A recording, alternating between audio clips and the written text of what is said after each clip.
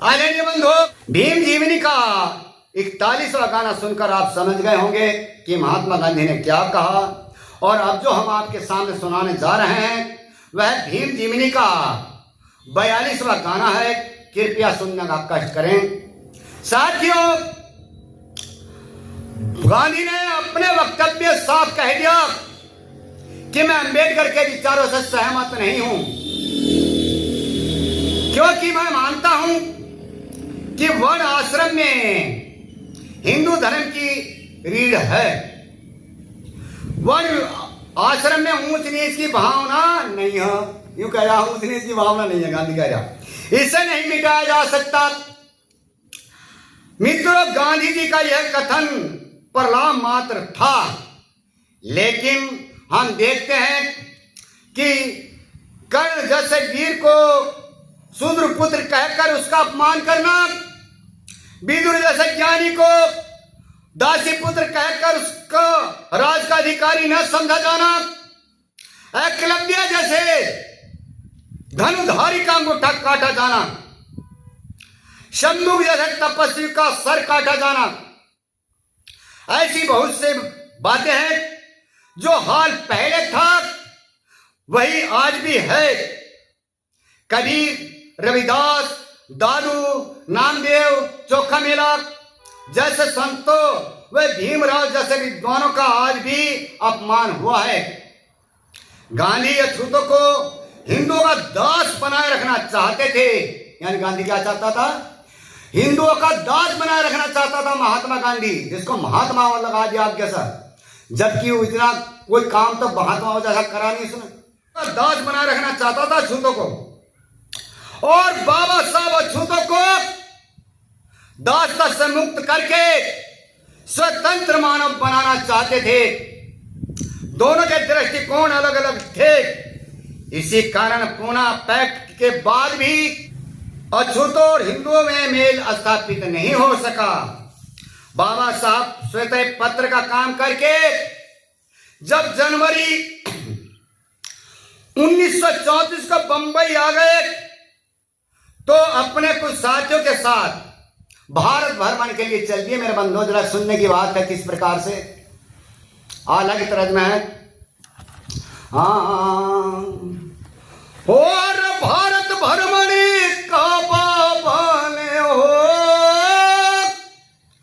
भारत भ्रमण का बाबाने और मन में लिया विचार बनाए, निजी वाहन में चले बैठ कर एक दो साथी संग लगाए। सबसे पहले विपत नहरी वह अंदर से देखी जाए, जिधर भी देखे भीमराव जी और बुद्धि बुद्ध नजर में आए। और छोट लहरी चल गया आगे हो,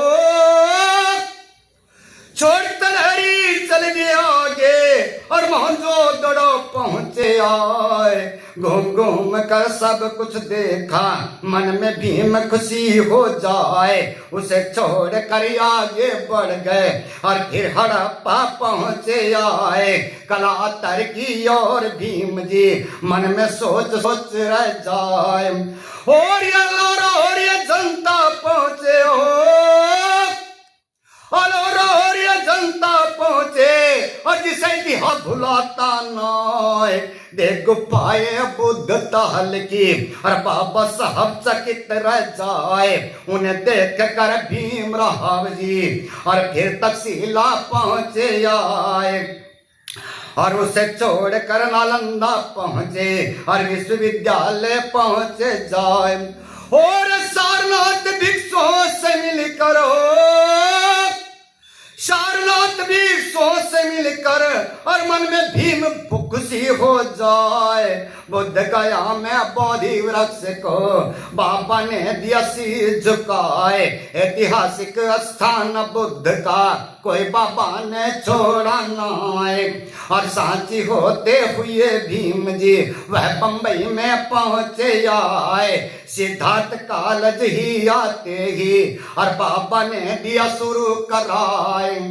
और मुसलमान कॉलेज को चंदा हो, मुसलमान कॉलेज को चंदा और भीमराव के दिए रह पहुंचाए, लेकिन हिंदू बने आलोचक पैसा एक दिखाया ना है। चंदा मांग महंग बाबा ने पूरा कॉलेज दिया बनाए, और कॉलेज था एक सरकारी भी प्रिंसिपल दिए बनाए।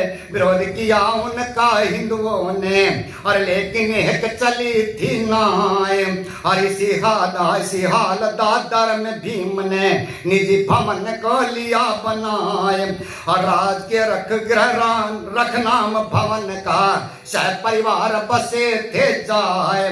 और इसी भवन में भीमराव की, हाँ इसी भवन में भीमराव का था एक निजी ग्रंथागार। इतनी पुस्तक नहीं पुरानी जिसका ना हो सके सुनार।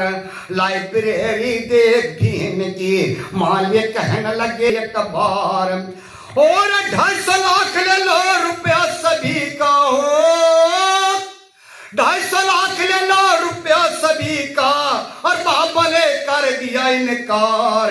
इसी भवन में भीमराव की पटना रहमा हो गई बीमार, बहुत इलाज कराया उनका, हालत में नहीं हुआ सुधार। मौत के आगे भीमराव के सब प्रयास हुए बेकार।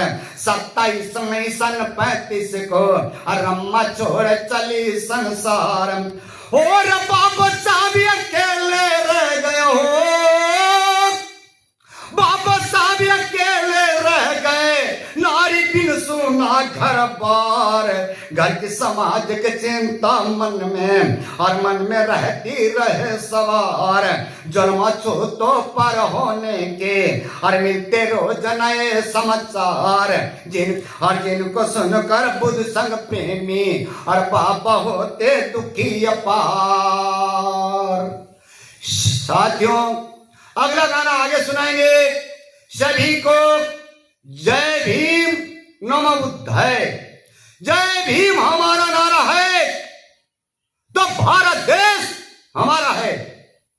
इसी के साथ धन्यवाद।